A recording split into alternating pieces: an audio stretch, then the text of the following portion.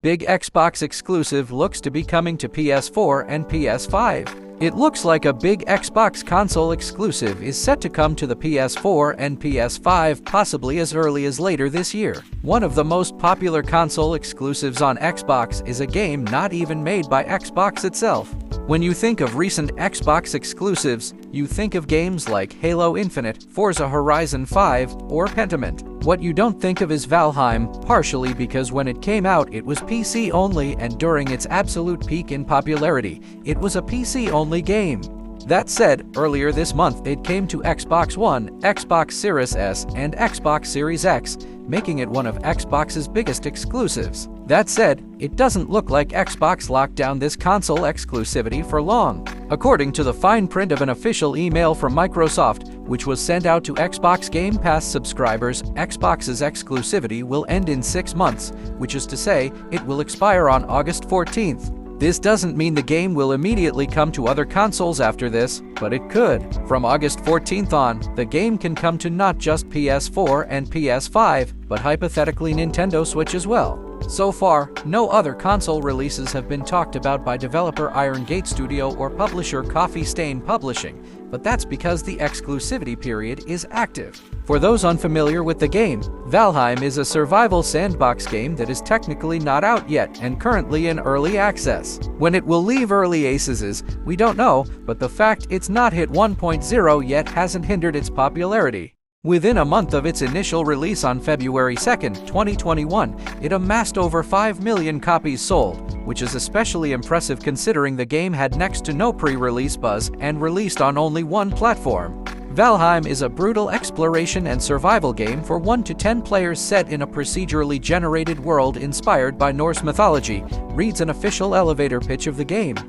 PS5 console discounted for the first time ever in new PlayStation sale. A PlayStation sale has finally discounted a PS5 bundle in what appears to be the first time a PS5 console has ever gone on sale. While the PS5 console itself normally retails for $499.99, there's a God of War Ragnarok bundle that's a bit pricier at $559.99. That already offers buyers a bit of savings since the console and game would normally be $569.99 if purchased separately, but in this latest PlayStation sale, the PS5 God of War Ragnarok bundle has been marked down $50 and is now just $509.99. But the deal isn't going to last much longer. The unprecedented but still very welcome sale on the PS5 bundle can be spotted via PlayStation Direct, the official platform for PlayStation sales of its hit first-party games as well as consoles and peripherals. It looks like other retailers are holding a similar deal while their stock of the bundle lasts, but if you want to go the most direct and streamlined route, the PlayStation Direct site is your best bet.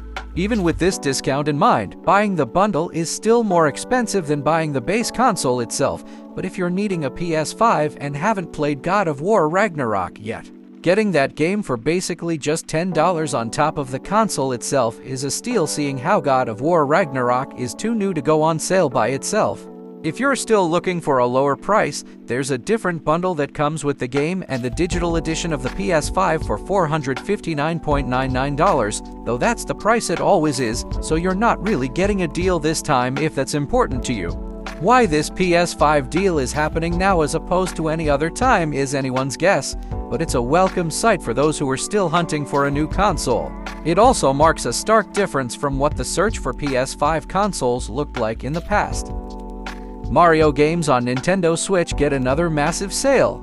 Nintendo is holding yet another massive sale on Super Mario Bros. Games playable on the Nintendo Switch family of devices. The Nintendo Switch shop is the best place to shop for these deals since it's the quickest way to get the game going as soon as possible.